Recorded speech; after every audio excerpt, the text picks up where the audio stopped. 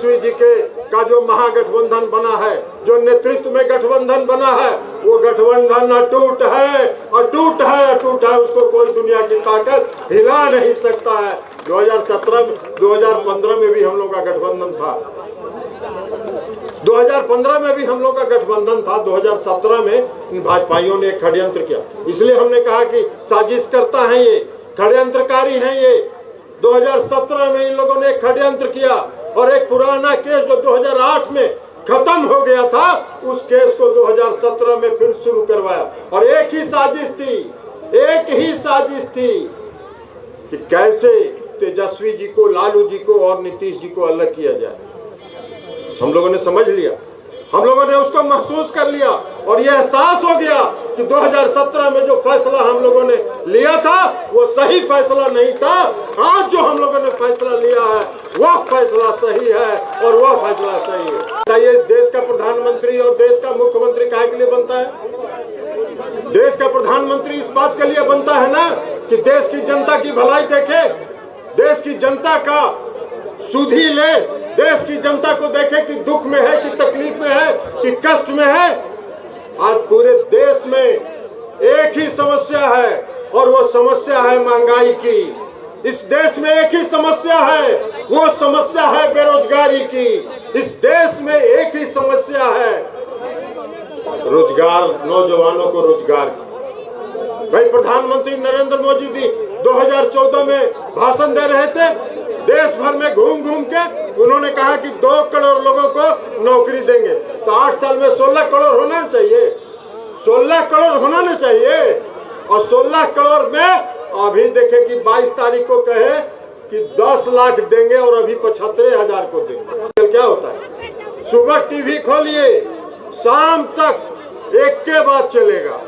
कैसे मंदिर में गए, कैसे पूजा कर रहे हैं, कैसे जल गिरा रहे हैं। अरे भाई, पूजा पाठ तो होता ही रहता है।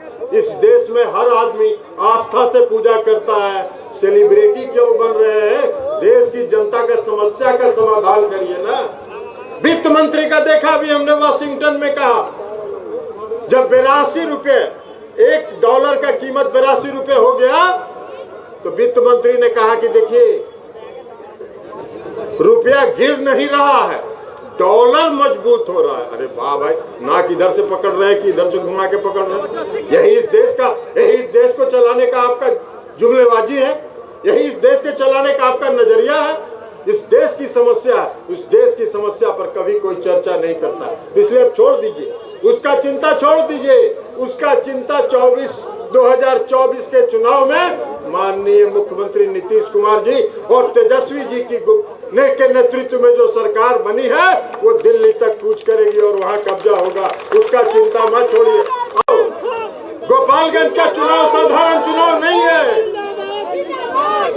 गोपालगंज का चुनाव साधारण चुनाव नहीं है। यह चुनाव तय करेगा इस देश का भविष्य।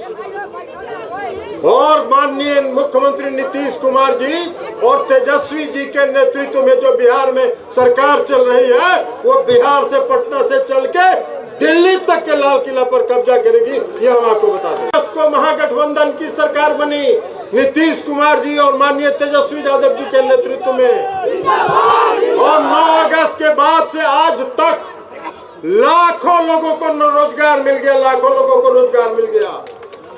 और मुख्यमंत्री नीतीश कुमार जी ने और तेजस्वी जी ने यह फैसला किया है कि 20 लाख लोगों को रोजगार देने का काम करेंगे, 20 लाख रोजगार पैदा करने का काम करेंगे। तो सीबीआई, ईडी, इनकम टैक्स यही घुमा रहे। भाई, जितना मन करे घुमा लो यार, जितना मन करे घुमा लो। 1 साल का टाइम है, जितना घुमा लो फालतू। तो कोई डरने भयने वाला नहीं है। सब लोग सर पर बांध के तैयार है, जो करना है कर लो, कोई भय नहीं है। तो इसलिए साथियों, आपसे फिर से हम आग्रह करेंगे कि एक एक वोट आपका मोहन गुप्ता जी को लालटेन छाप पर बटन दबाकर 3 तारीख को मिले और उनको भारी मतों से विजयी बनाइए। यही आग्रह और अपील करते हुए हम अपनी भाजपा वाले लोग जानता है कि लालू जी का घर का स्टेशन है तो काम ही नहीं कर रहा। लेकिन इन लोग को छोड़िए, वो लोग कभी काम किया है। अब हम लोग हैं, काम करेंगे। आप सब हमारे भाई।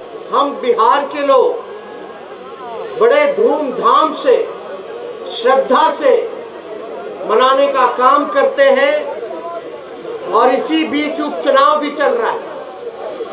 तो सबसे पहले लोक आस्था छठ के अवसर पर और नहाए खाए पर आप सब लोगों को हमारी शुभकामनाएं हैं।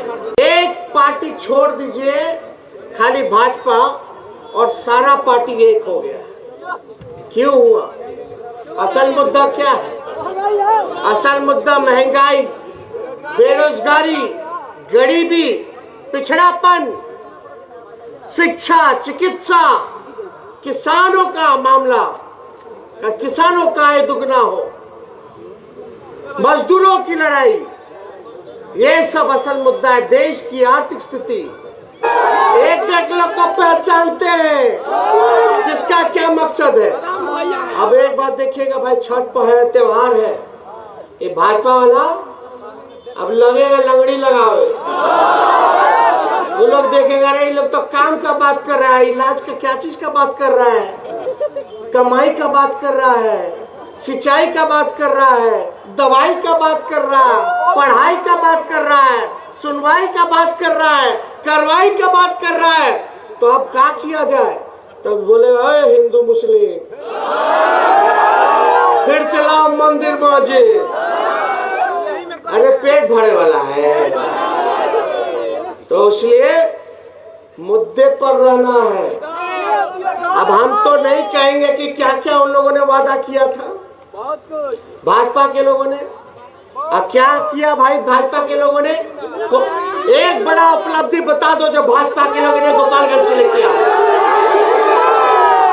कुछ लोग कुछ ना कुछ कहेंगे। हम मानते हैं कि पिछला चुनाव जो हुआ, यहाँ से भाजपा के लोग जीत करके गए, लेकिन आप बताओ 17 साल से क्या फर्क हुआ? 17 साल से किनको मौका दिया गोपालगंज विधानसभा के लोगों ने? गोपालगंज के लोगों ने 17 साल से भाजपा को मौका दिया। आज हम आप लोगों से मांगने आए, हमको 17 साल नहीं चाहिए, 5 साल नहीं चाहिए, मोहन गुप्ता जी को केवल 3 साल का मौका दीजिए, केवल 3 साल का मौका दीजिए, और इस 3 साल में मेडिकल कॉलेज को भी बढ़ा करके हम लोग पूरा कर देने का काम करेंगे। और आज शारीरिक रूप से हम लोगों के बीच में यहाँ उपस्थित नहीं है, कुछ दिनों पहले ही वो सिंगापुर से आए हैं और कुछ दिनों बाद अगले महीने उनका किडनी का ट्रांसप्लांट ऑपरेशन सिंगापुर में फिर होना है। इसको देखते हुए वो आज हम लोगों के बीच में यहाँ नहीं है उपस्थित। फिर उनको जाना है सिंगापुर, किडनी का ट्रांसप्लांट होना है, उसकी सारी प्रक्रिया जो है पूरी की जा रही है।